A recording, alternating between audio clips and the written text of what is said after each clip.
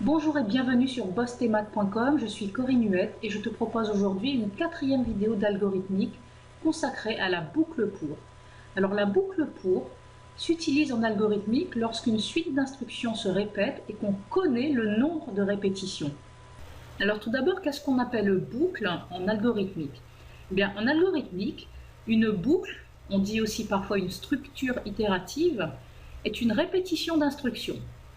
Alors il faut savoir que lorsqu'on connaît le nombre de répétitions, eh bien, on va utiliser une boucle pour.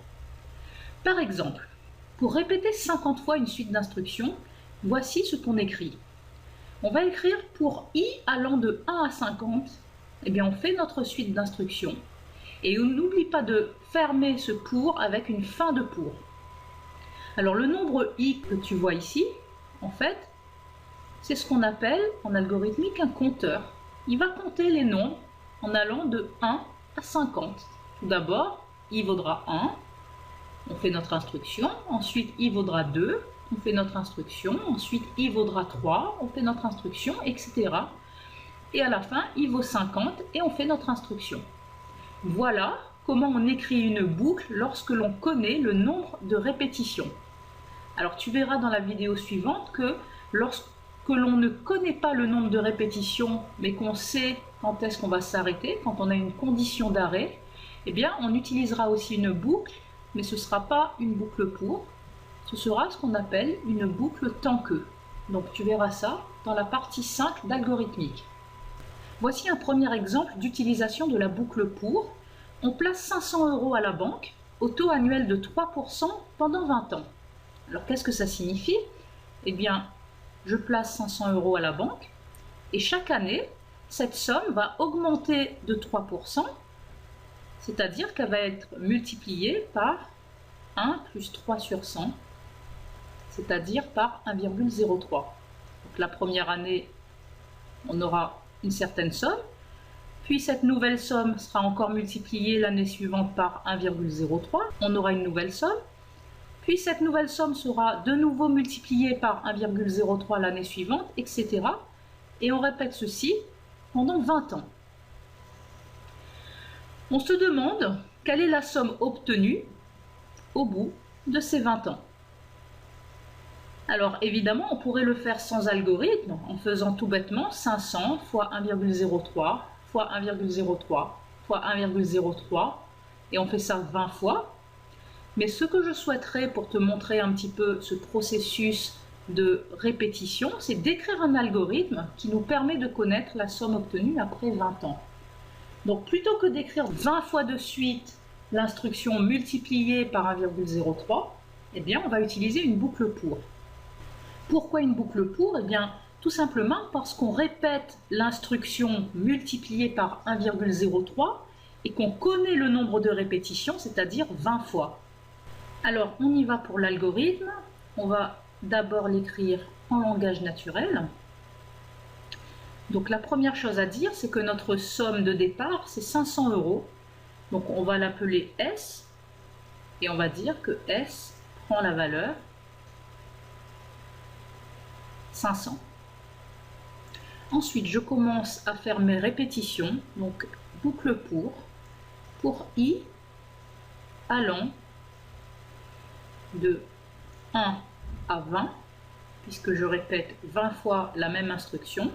Eh bien, quelle instruction je vais répéter? Eh bien, je vais prendre ma somme S et je vais la multiplier à chaque fois par 1,03. Donc, la nouvelle somme S va prendre la valeur, l'ancienne somme S, on multiplie par 1,03. Voilà. Et donc, cette boucle pour va répéter le processus 20 fois. Donc, je sors ensuite de la boucle pour en mettant une fin de pour. Et la dernière somme calculée, c'est la somme obtenue au bout de 20 ans. Je n'oublie pas de dire à mon algorithme d'afficher cette dernière somme, afficher S. Donc, voilà l'algorithme que l'on cherchait en langage naturel et je te propose maintenant de le traduire dans le langage de ta calculatrice. Alors sur calculatrice TI pour commencer, je vais dans Programme, je sélectionne Nouveau programme. Le nom du programme, là, je vais l'appeler pour. pour signifier la boucle pour. Et je commence. Donc tout d'abord, S prend la valeur 500, donc le nombre 500, je le stocke dans S. Ensuite, pour I allant de 1 à 20, alors le pour en anglais, en langage calculatrice, ça se dira for. Je le trouve en appuyant sur Programme, au numéro 4, ici, for. Et en parenthèse, je vais mettre I, virgule 1, virgule 20. Et je peux mettre même un virgule 1. Alors, ce n'est pas obligatoire, mais qu'est-ce que ça signifie? Ça veut dire pour I allant de 1 à 20, et le dernier virgule 1 signifie de 1 en 1. S prend la valeur S fois 1,03, donc j'ai S fois 1,03 que je stocke dans S. Fin de pour, donc la fin dans la calculatrice TI se trouve ici au numéro 7, AND. Et je n'oublie pas d'afficher S, donc Programme, je vais dans le deuxième onglet et afficher, en anglais ça se dit DISP, donc c'est le numéro 3, S. Voilà mon programme, donc je vais quitter. Et je vais retourner dans Programme pour l'exécuter, donc c'est le programme numéro 6, Entrée. J'appuie sur Entrée pour l'exécuter. Et voici le résultat que me donne la calculatrice. Donc ceci signifie que la somme obtenue au bout de 20 ans est d'environ 903 €. Sur calculatrice Casio, je vais dans le menu Programme. Je fais Nouveau programme. Je lui donne un nom, donc je vais l'appeler pour, comme la boucle pour. Et je commence mon programme. Donc S prend la valeur 500. J'ai donc 500 que je stocke dans S.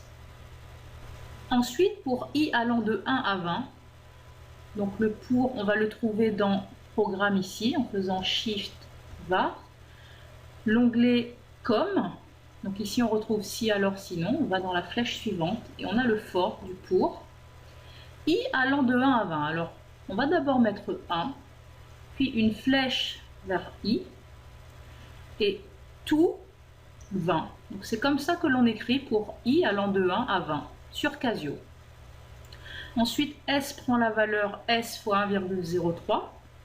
Donc on tape d'abord S fois 1,03 que l'on stocke dans S. On met une fin à notre pour, donc sur Casio la fin du pour c'est Next. Et enfin, on demande d'afficher S, donc sur Casio, il suffit d'écrire S et de mettre le petit triangle comme ceci pour l'affichage. Alors, j'appuie plusieurs fois sur Exit et je vais pouvoir ici exécuter mon programme pour. Voilà ce que m'affiche la calculatrice, 903,05, etc. Et donc, il s'agit de la somme obtenue après 20 ans, donc environ 903 €. Je peux donc conclure que la somme obtenue au bout de 20 ans est d'environ 903 €. D'ailleurs, si on voulait traiter cet exemple numéro 1 sans algorithme, on aurait pu faire le calcul 500 qui augmente de 3%, donc fois 1,03, fois 1,03, fois 1,03, on fait ça 20 fois. Donc on peut mettre puissance 20. Et la somme au bout de 20 ans, elle correspond bien à 903 € environ. C'est ce que l'on avait trouvé par l'algorithme aussi. On peut maintenant traiter l'exemple numéro 2, où on nous donne un algorithme qui utilise une boucle pour, et en fait on nous demande que fait cet algorithme. Alors, pour pouvoir répondre à cette question, on va d'abord décortiquer cet algorithme en l'exécutant avec une entrée à n égale 4 au départ. Alors, dans l'algorithme, on nous demande d'abord d'entrer n, et pour faire la question 1, on va tout d'abord entrer n égale 4. On nous dit que S prend la valeur 0 au départ. Pour I allant de 1 à n, donc ici pour I allant de 1 à 4.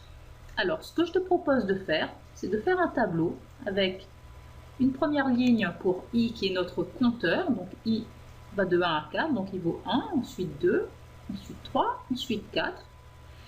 Et on aimerait savoir combien vaut le nombre S. Donc, au départ, il vaut 0. Et quand I vaut 1, le nombre S, il va devenir S plus I. Donc, S plus 1. Donc, 0 plus I qui vaut 1. Donc, 0 plus 1, ça vaut 1. Ensuite, on continue. Quand I vaut 2, le nombre S, il va devenir S plus 2. Donc ici, mon S vaut 1, donc il va devenir 1 plus 2, c'est-à-dire 3. Ensuite, quand I vaut 3, le S va devenir S plus 3, c'est-à-dire 3 plus 3, 6. Et ensuite, quand I vaut 4, le S va devenir S plus 4. Donc ici, 6 plus 4, 10. Donc, qu'affiche l'algorithme à la fin? Eh bien, il affiche le dernier S calculé, c'est-à-dire 10. Alors, si on réfléchissait un petit peu plus en profondeur, notre nombre S, finalement, au départ, il vaut 0. Et ensuite, on lui ajoute le nombre 1, qui était le premier entier de notre compteur I. Ensuite, on lui ajoute le I suivant, qui était 2. Ensuite, à cette somme, on lui ajoute le nombre I qui vaut 3. Et ensuite, à cette somme, on lui ajoute le nombre I qui vaut 4. Donc finalement, le nombre S qui est affiché ici, c'est ni plus ni moins cette somme, 0 plus 1 plus 2 plus 3 plus 4.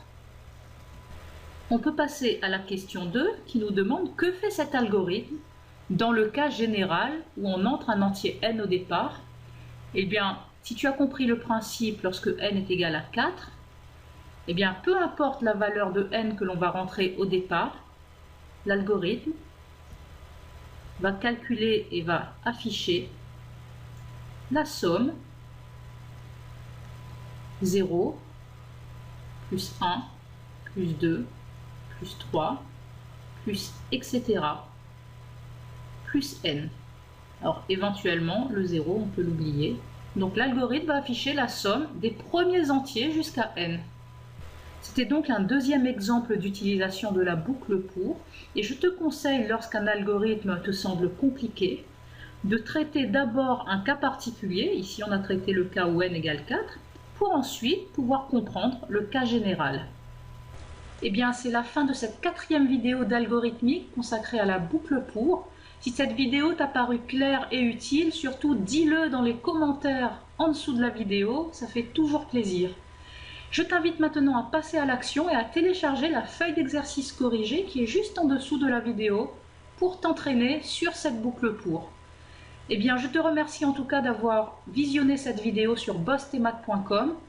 En attendant la 5e vidéo d'algorithmique sur la boucle tant que. À très bientôt. Au revoir.